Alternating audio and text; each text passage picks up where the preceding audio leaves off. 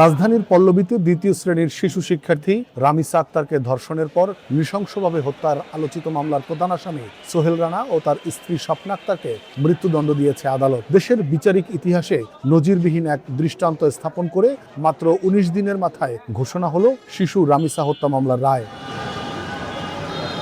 আজ সকালে ঢাকা মহানগর শিশু সহিংসতা দমন ট্রাইব্যুনালের বিচারক মাসরুর সালিকিন এ রায় ঘোষণা করেন।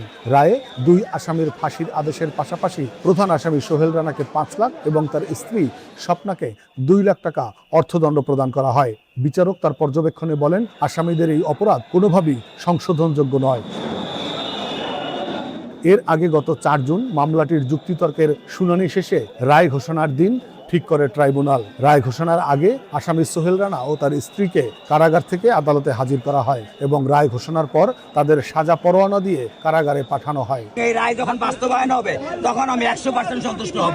এই রায়ের ব্যাপারে মাননীয় প্রধানমন্ত্রী, মাননীয় বিচারপতি, মাননীয় যুব ক্রীড়া প্রতিমন্ত্রী এবং আমিনুল ইসলাম সাহেব এবং দ্বিতীয়ত হচ্ছে পুলিশ প্রশাসন এবং বাংলাদেশের জনগণ এবং সাংবাদিক মিডিয়া যারা আমাকে সাহায্য করেছেন, স্বরাষ্ট্রমন্ত্রী, অন্য যারা আছেন আইনমন্ত্রী, তারা সবাই আমাকে সাহায্য করেছেন।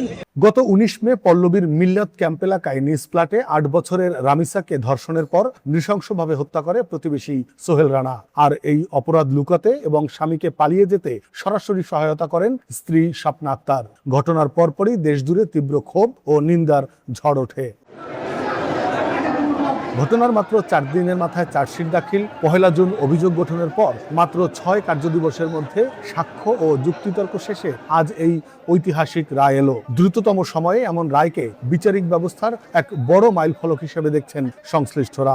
দিনটাকে বাংলাদেশের ইতিহাসে মনে রাখার মতো দিন, কারণ একটা শিশু হত্যা এবং ধর্ষণ মামলার যে রায়, এটা আমরা দেখলাম যে ইতিহাসের মধ্যে সবচেয়ে দ্রুততম সময়ের মধ্যে হয়েছে এবং মাত্র ৫ কার্যদিবসের মধ্যে এটি শেষ হয়েছে এবং এটির যে রায়, এই রায়ে আমি খুবই খুশি, আমি আবেগ আপ্লুত।